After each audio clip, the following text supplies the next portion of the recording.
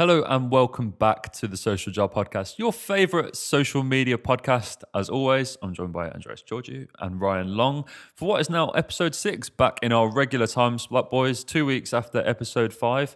It's been a pretty crazy couple of weeks here at Uniform HQ, hasn't it, really? Ryan, you've been doing your civic, or not doing your civic duties that's on right. jury duty. It's every single day we've been left in the lurch as you call up the court to see if they're going to summon you in for next day. But as of yet, touch wood, they haven't called you in, have they? Nope, not yet. But knowing my luck, it'll be Friday. Get that nice month-long court case on a Friday. Just as my 2 weeks ends, I'll get a case on the Friday and be held up for another month. Yeah. Just obviously, I don't really care about you, but we'll be without a graphic designer for a month. That's the No, I'm hard kidding, part, obviously. isn't it? That's the hard part. Are you slightly aggrieved, mate? Would you like to do it? How are you? Because obviously, we know you've been pretty relieved, actually, as it's because you were in for one day, didn't you? And they literally just kept you in this room. So you're actually pretty happy to be back in work. A part of me is like intrigued. Like, what's it going to be like? Yeah, I would- We'll I get a reckon really I'd be like juicy that. case. Yep. But the reality seems to be I'd just be stuck in a room with loads of really annoying people. Because in my room, of select jurors, Yeah. oh my God, some of them love to hear their own voice. Well, it's not quite 12 Angry Men, is it really? But it's close to that. I Great suppose. film, by the way. Absolutely. Great film. Absolutely. But it's been a busy week for us as well. We've been, once again, not quite on the IMAF circuit, but close. We've Yeah. been covering their event over in Kazan, their European Championships. Had a really good time, despite Ryan's yesing and knowing on jury duty. We managed to do a really good. I was really pleased with a couple of weeks, and kept us busy. But yeah, did a good job. Yeah. If I say so myself. That's It the was main good. thing. That's the It main was thing. good. It's good. As I said, we weren't actually out there in Kazan due to restrictions and COVID, so we had to cover the event remotely, and it was a bit challenging, but it was great at the same time. Some incredible finishes, knockouts and submissions at that tournament. And it's just great that the senior and junior competitions for IMAF. For those of you who don't know, IMAF, one of our clients here, International Mixed Martial Arts Federation, the governing body for amateur MMA around the world. We're proud to service them, to manage their social media platforms, create content for them. And another one down for IMAF. We've got the World Cup coming up very, very soon, which I'll be attending in person. So it's great. It's great to be back. It's great to be in the flow again. Yeah. With our jobs. That's the main thing. That's the main thing. And as always, guys, 3 very different, but at the same time, very big topics that have sort of dominated our social feeds in the last couple of weeks. The first one is one which I'm really excited to put to Ryan, because I can't wait to have him talking about Canva once again, because they've partnered up with TikTok and Vimeo in a very exciting collaboration between the 3 parties, which will provide a sort of synergy between the 3 platforms for brands and business owners. And it's quite a nice move from TikTok, who have aimed it at small business owners specifically, who help them create, and I quote, content that resonates with the TikTok community, but also saves time. And so, Ryan, I put it to you, mate. Here we go. As I rub my hands with glee. Round 1. Yes. So they've provided 50. This is Canva, and we'll come on to Vimeo in a second. This is Canva. So they've provided 50 TikTok-friendly templates that are now available on Canva, for those business owners, that they can then input straight into TikTok with ease. So it's graphic design Made easy. simple, I suppose. Yeah, it is. How do you feel about that, mate? I think, why not? Love has- it. And that's it. That's the topic. Next Let's one. move on. How your tune has changed, mate. You don't mind this, do you? I don't. I think it has its place. And I think TikTok is that. It's a place for instant media. Yeah. And if you're looking to get, for small businesses that use TikTok, this is a great way for them to on the cheap and like you say, do get it out quickly. Mm-hmm. They're making, okay looking stuff. They're making stuff that looks good. Yeah. But on the cheap, basically. And it's a good stepping stone as well. Mm-hmm. They might discover just how relevant making something look good is to their brand. Yep. And when they want to invest, when they're ready to invest in, the professional software that they can do. They will be able to. They'll be enabled to through Canva. It's a stepping stone. Yeah, I mean, again, I think the main takeaway from this is obviously all of the main social platforms do listen to the social jar, because it was only on the last episode that we were talking about how difficult it is for some people perhaps to create, because you see some TikToks that have really high production value. And so for some people, it might be a little bit daunting sort of seeing those and thinking, oh, you know, if you're not perhaps as tech savvy as others, it might be quite difficult for you to create such high quality content.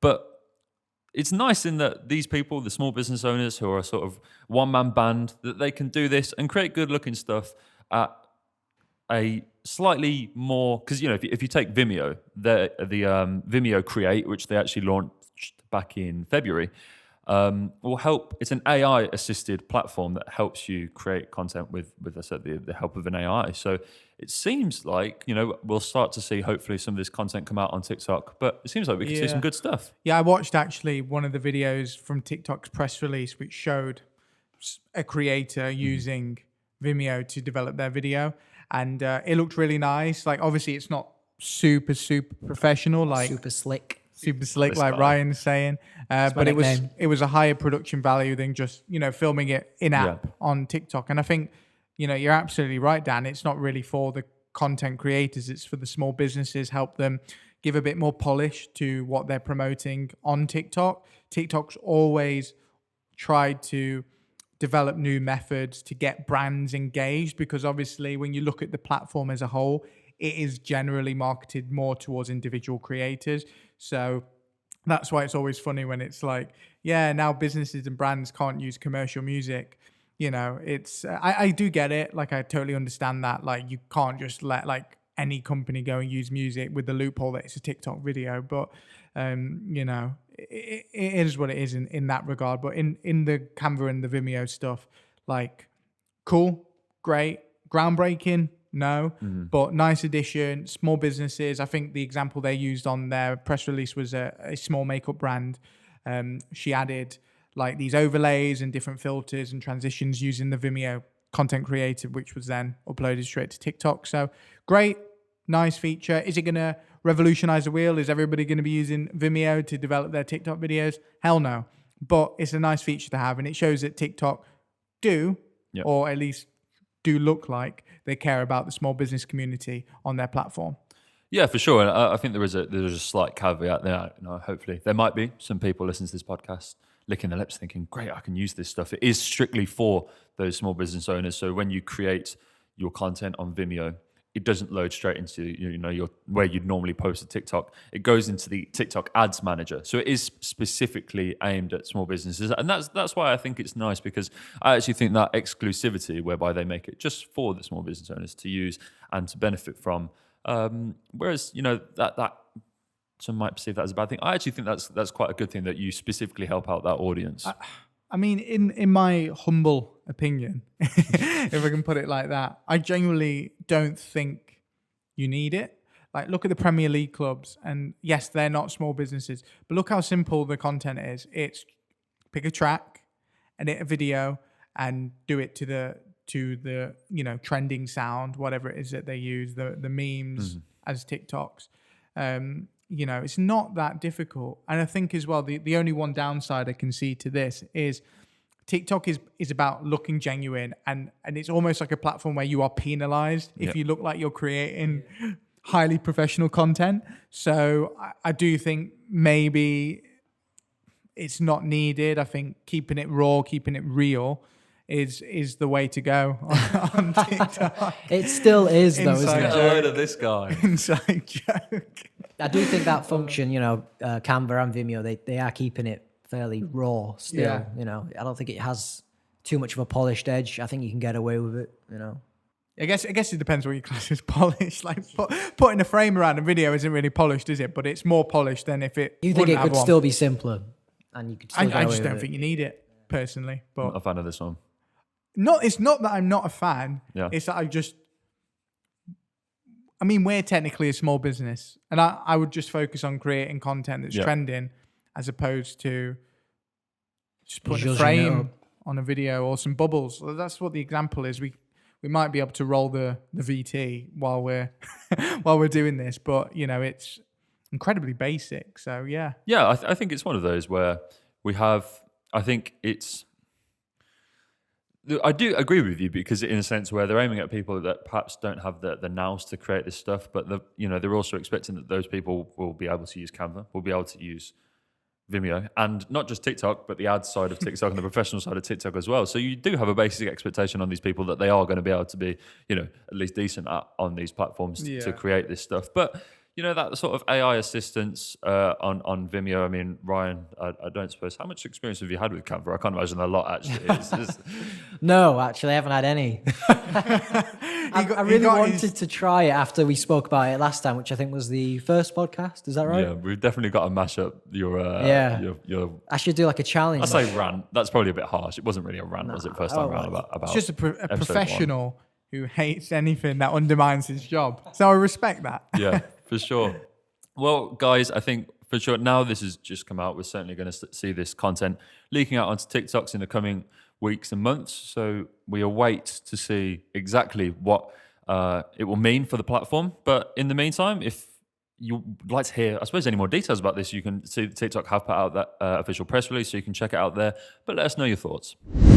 So, guys, second dive into the social jar, into a platform that we've not yet actually talked about, but one that it would literally be impossible to record this podcast without talking about it. It is OnlyFans, which has been in the news recently for a quite seismic change to their policy, to say the least. So to give everyone some background on OnlyFans, though I'm sure most people listening will know exactly what it is, it's a subscription site that's really grown quite measurably during the pandemic, hasn't it? Really taken off recently, whereby people subscribe to content. There's all sorts going on OnlyFans, not just what we're here to talk about, but people do fitness classes and sort of like guitar lessons and stuff like that. People do all sorts of stuff on OnlyFans.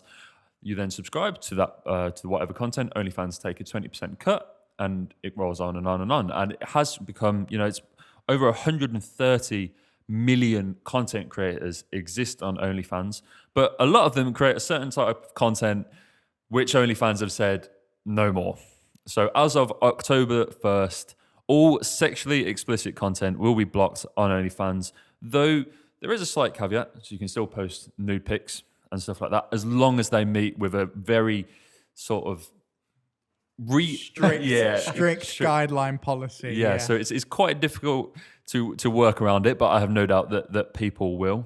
And it's really sort of pulled the rug out from a lot of people's feet, hasn't it? And it's going to be quite interesting because they've built up such a strong reputation of being attached to that type of content. What are they going to... How do they reposture that future? Go elsewhere, I suppose. Yeah, I mean, they do obviously, as I said, have a lot of other people that do a lot of other content on OnlyFans, but it feels like even if they move away, and the reason that they're doing so, I should give it some context. The reason that they're doing so is because apparently they're struggling to attract sponsors, and they're having issues with the payment providers and the banks that the company is associated with, who don't want to be, I assume, associated with a particular type of content. So that's why they're doing it. And OnlyFans have said officially that they're doing it to protect the long-term future of the platform. But can I just say this though as well? The majority, and when I say the majority, I mean literally 99% of, if you want to refer to them as content creators, sex workers, whatever you want to specifically refer to them as, are doing nothing illegal. Like, this is why it's really, really kind of interesting, because the way that OnlyFans as a company are now positioning themselves and using these excuses like payment providers don't like it, sponsors don't like it. They might not like it, but there's nothing illegal or even immoral about it. It's something in this society now. Yes, 100 years ago, different perspective. Now, it is what it is. There's no issues, and most people don't have any issue with it. So the fact that the thing that, I like that phrase, do what brought you to the dance. And this is what brought OnlyFans to the dance. It's what made them popular. And just like Tumblr, I believe it is, they're obviously slightly different story and scenario, but just like that, they're willing to throw it all away and, as you say, reposture themselves.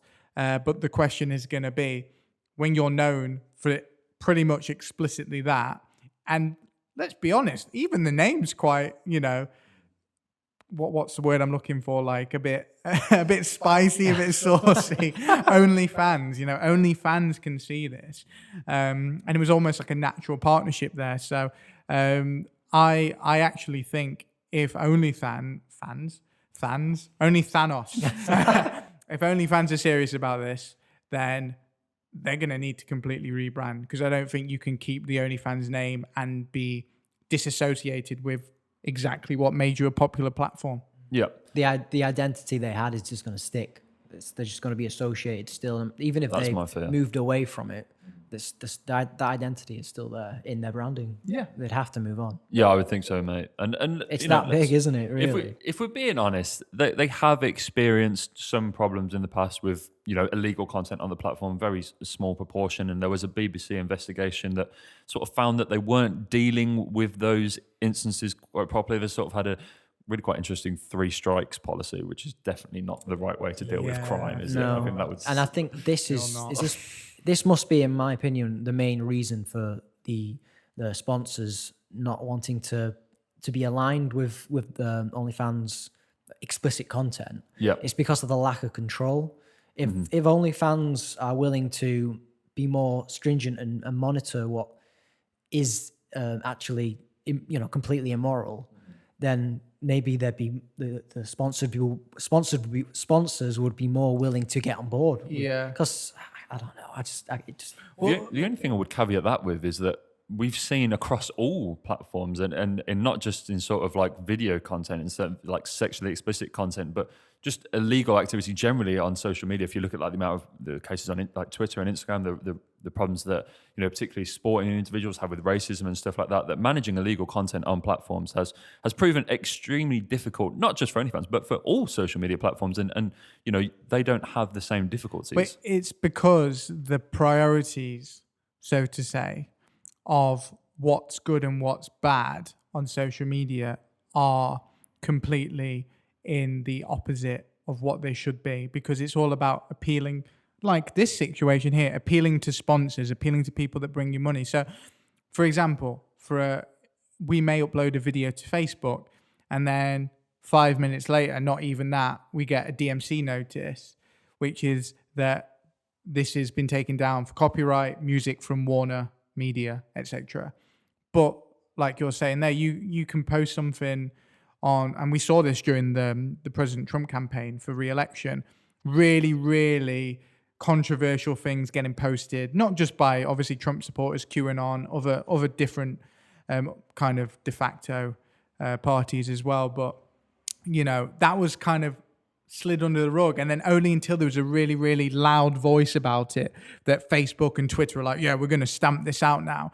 The priorities are all wrong. And when you've got something like OnlyFans that has been such a great, great avenue for a lot of people, and let's get this fact out there, that it's took people who have maybe not had the opportunity or have struggled to find their outlet in life, and it's given them an opportunity to make a lot of money. The facts are out there. Yep. The opportunity that OnlyFans does provide to people, creating that specific kind of content, and with the rags to riches stories, even if you just watch TikTok, there's so many of them of these content creators that have made something of their lives just through OnlyFans. So I think it's a massive shame. I think OnlyFans are, I think it's fair to say, cowardice, really, with this. Good luck, and I genuinely mean this, good luck with your rebrand. I just don't see where this goes from here. Well, that's the thing. What I'm surprised with as well is that they didn't give themselves a lot of time. It's only until October 1st, and at the time we're recording, we're almost at the end of August, so it's just over a month, really, for them to get that ship sailing in whichever direction that they pick. So it's not a great deal amount of time, but I thought, realistically, given how this is not just a change of direction, this is like round the roundabout 3 times and back up the other way. Like this is. I thought they'd give themselves like the new year, mate. Like, but that's and this is life changing for people, because this is going from making $5, 10, 15, $20,000 dollars a month from OnlyFans to making $0. Well, that's why it's that's like somebody saying to you, you got to quit your job tomorrow, for no reason, just quit. We don't want you here. You know what I mean? Like a month, to get that long. Ready. Like, come on. But one thing I think it's good to preface is that some OnlyFans has been changing their policies little by little pretty much over the last year anyway, and there's a lot of content creators. I mean, we work in the world of MMA, and there are some big named MMA female fighters, Valerie Loreda, Paige Van Zandt, who have come away from OnlyFans and have created their own websites to sell this content through. So the options are out there. There is, obviously the possibility that other OnlyFans style sites will open up, and obviously the opportunity to develop your own brand and create something. Not everyone's going to be able to do that, but I really do hope that the avenues will still be there.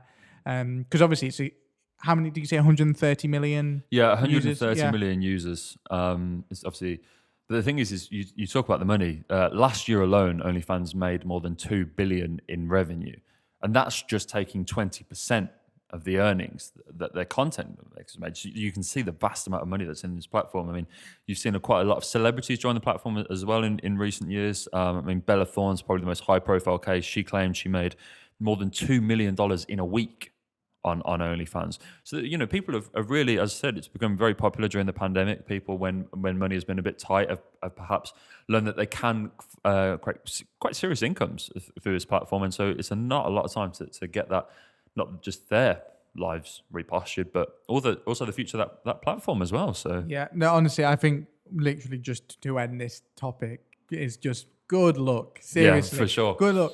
For sure. I don't see how you make it work. Honestly, because if you think if we're talking about a subscription platform, what's the first thing that comes to mind? Patreon. So if I've got a podcast or I've got something that's maybe an episodic series or early access to, I don't know, a movie or a TV series, I'm thinking Patreon in my head, or, GoFundMe. There's various different things that you can think of there. I'm not thinking I'm going to release my film early on OnlyFans, because that stigma, whether it's a purposeful stigma or not, or a deserving stigma or not, is there. So unless they completely rebrand, people won't forgive, people won't forget. I think this is the beginning of the end for OnlyFans, and I'll hold my hands up if I'm wrong, but that's where I see it going. I can just see it's sort of like, you go on there in 6 months' time and just a tumbleweed dances across, and it's just Ryan selling memes that he's found on the internet on OnlyFans to a completely empty audience. But we'll see. Maybe they sell NFTs on there. That's the latest craze. There you go. OnlyFans selling NFTs. The future is very open, I think it's fair to say, for OnlyFans. And just like we did with TikTok and Vimeo and Canva, we'll see where that goes in the coming weeks. I think by the end of the year, we'll probably have a good idea of where OnlyFans is headed. And, we'll have to wait and see, guys. So, guys, last topic this week. I'm just going to preface it. Did you ever think you'd be talking about Danny DeVito on a social media themed podcast? No. It surprises me every week, this show. It really does. Yeah. Well, social media surprises me more specifically because we're not just here to talk about Danny DeVito. Favorite Danny DeVito film, go. We were having this beforehand. Yeah. I'm going to go with... you were saying Matilda, weren't you? Yeah, it's Matilda, hands so down that's got Matilda or Batman, I guess. Really. Yeah, I think he's in Pulp Fiction. Did you say? Yeah, Nah. I didn't see what role he played, but I couldn't find it either. He's in there. There we go. He's in Space Jam as well, which Andreas always likes to think. Bloody love the Space Jam soundtrack. Original. So Constantly echoing around. I've not seen the new one yet, so I have no idea if LeBron hit that 3-pointer with the film, but Danny DeVito in the original Space Jam is arguably the best character. Without, it's not even arguably, like hands down is. So yeah. So that was good topic there, guys. Danny DeVito is in the news on social media because he's been unintentionally enrolled in some Twitter controversy. Danny tweeted on Wednesday of last week in support of striking Nabisco workers. Now, Nabisco are this is quite big news in America. They're a company that produces snacks. They're a subsidiary of Mendeley International, so they produce like Oreos and Ritz biscuits and stuff like that, which are that's a serious that's a product to lose off the shelves, isn't it? But that's what's going on. Just really quick. Do you remember when we got so random? But we got these Lady Gaga Oreos over here, and apparently they were like everyone was going mad for them. Pink ones, I remember these. And I bought a packet as a joke, and It's just normal Oreos inside. It's just the packets. Yeah. The packet was just pink. No, Yeah, it's been just the hoodwinked. packet that's pink. well, that's just a scam. They've been Yeah, hoodwinked. exactly. People are crazy. Anyway, go on, Dan. It's the Sorry. double cream Oreos. That's what you want, guys. Yeah. That's what you want. But anyway, these Oreos and potentially the pink Lady Gaga Oreos are being lost from the shelves of America. And it's big news. This is a really big strike. There's been potential changes to the working hours and the pay of Nabisco workers. And they didn't take to the idea that the strike has now expanded to 5 different states. So it's quite a large scale. And Danny tweeted his support for the workers, and I have the tweet written down. Can we be a social media podcast? I'm writing down tweets on pen and paper. Well, we'll roll it on screen to cover up the fact you're reading this off a piece of paper. But, Support Nabisco workers striking for humane working hours, fair pay, outsourcing jobs, and then no contracts, no snacks. So Danny DeVito is quite active on Twitter. You were telling me this, Rye. And that led me to find the single best stat I have ever collected and will ever collect for a Social Jar podcast. So Danny DeVito, not only did he join Twitter in 2009, so he's an absolute veteran of the platform, he tweets on average 1.9 times a day. Danny DeVito's tweets per day average right here on the Social Jar podcast, guys. Would you believe it? This is why I host the show. So I'm not even going to ask how you found that, but well countless. done. That was just counting individual tweets, go through every single one. A lot of maths. But he's quite active, not just in terms of that he posts, but in terms of supporting different causes. This is not the first time we've seen Danny side with something like this. He does it quite frequently, which is why it was quite surprising that the next day, big conspiracy, Twitter removed his much favorable blue tick. Yeah. And all hell broke loose, right? All hell did break loose. It was trending on Twitter. It was all over Reddit. A lot of conspiracy theories immediately going on. And in fairness, I was like, I'll wait to see what Twitter say, because he got his blue tick back pretty quickly. It was a day later. So I was like, let's see what they say in their official release. Obviously, I was hoping something good. Big error from our side. We didn't mean to do it, whatever. But I think you've got the official explanation, haven't you, Dan? I do. It was because, obviously, when you go through the verification process, you have to provide a lot of details to prove that you are who you say you are, obviously. And Twitter found that there were missing phone numbers and email addresses on Danny DeVito's profile. That was the official reason that they gave. Yeah. And it just happened to find that at this particular time when he'd done that kind of tweet. And suspicious. To say the least. And I think that's a bit of a cop-out from Twitter because, like we say, suspicious timing with what he said. But also, I mean, do they not have algorithms? You would expect that they would. That check that all users have the appropriate information in their profile, emails, phone numbers, the security purposes, and only just then did they decide, let's check Danny DeVito's profile and make sure he's compliant. Yeah, it's just ridiculous. How'd you feel, Roy? Is there a conspiracy in this? I think so, yeah. I think Twitter just need to fess up. Oh. I was like, where is he going with the F? Yeah, held it. It had me in the first half, but I'm not gonna brought lie. it back. I'm not gonna lie. See, it's interesting, guys. I mean, Twitter do have a potential saving grace in that they have experienced quite a bit of problems with their verification processes recently, namely the sort of self-application process which they launched at the start of the summer. They've had some quite large teething problems with that, and so maybe they can sort of use that to work to their advantage. But it's clear that Big Brother is onto them, because just as we were going halfway through this section, the more eagle-eyed viewers amongst you will have noticed that you saw a transition or something like that. It's because the camera dropped out. So see, you can't mention this stuff without the higher powers clamping down on you. So we're totally adding to the conspiracies here. 100%. Yeah, definitely 100%. fueling the fire. But I think, look, it is definitely weird timing. As you say, Danny DeVito, well known as an activist, big Bernie Sanders supporter, big Jeremy Corbyn supporter as well. I nearly said Bernie Sanders because he obviously reminds me of Colonel Sanders. Anyway, but he is a big activist on Twitter, and that's why he's got such a great following. Not only is he an amazing actor, and I love him from It's Always Sunny in Philadelphia as well.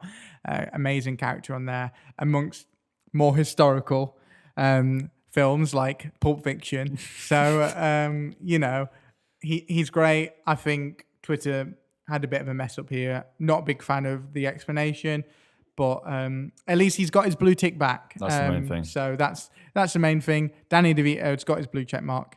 And just to add to that, Danny, you're right. I mean, verification process as of time of recording is closed again. So they're after being closed for like 4 years or however long they had it closed, as you said, they opened it back up to the public with more transparent information about who they give blue check marks to. And it's closed again now. It's opened and closed multiple times. Like obviously, as a social media company, we get asked a lot, how do we get the blue check mark? At the beginning, I helped quite a few people within the industry get it. It's closed for now. Follow our social media. We'll let you know when it's open again. But it is very, very specific now who they're giving it to. Journalists, celebrities, I guess really high level influencers would be qualified for that. Is this not, are they not doing it on the amount of followers you have? No, absolutely. I mean, they mention audience within their criteria, but it never explicitly says like if you have more than 100,000 followers, you can have a blue tick, So It is quite strict now, yeah. yeah, could you not pretend to be like famous somehow? Well, you have to, when you do your application process, you have to provide a bunch of evidence that you are who you say you are and that you are of public interest. Famous is the incorrect word, but of public interest. Well, this is why it's weird that they didn't have an email and phone number, because that's got to be like step one, right? When you go to verify, like what's the email. Well, Twitter do also have a manual verification process where like either Danny DeVito's agent or whoever his marketing manager is can contact Twitter directly as a higher up person and get him verified. So it's not like Danny DeVito sat there on his phone one night trying to apply for a blue check mark. But that process was very, very different. So that's why I guess there is potentially some truth there. But one thing I don't think anybody on this podcast can deny is that the timing is incredibly awkward, so to say. Yeah. Well, I mean, you can catch Danny DeVito in Fast and Furious 9. It's in all good cinemas at the moment. His role in Pulp Fiction, I mean, we'll never forget. I'm not sure he isn't, but we got told before we came on air that Danny... We got told, he said... I did that some he was in cracking Pulp Fiction. research. So I've introed this section by saying, he's in a load of great films. He's in Matilda, he's in The Batman, he's in Pulp Fiction. I think our producers just checked. Is he in Pulp Fiction? No, he's not. Yeah, so well done. I thought you had a singing that. number in it. So, yeah. We're going to have to dub that over. So that is, I think, done and dusted now on Danny DeVito. We probably won't hear any more on that, but incredibly interesting timing. We're glad for Danny that he's got his blue check back. Do you have your tinfoil hats on at home? What are we saying? As a general consensus, conspiracy, not conspiracy, what are we saying? Yeah, inside job. Yeah, definitely. 100%. So let us know whether Danny DeVito was the source of an internet conspiracy. And we'd love to debate that with you. So guys, episode 6 in the books. Quite a range of topics there today. Yeah, a wild. really interesting episode. We're going to be back in 2 weeks when I am officially a full-time Mancunian.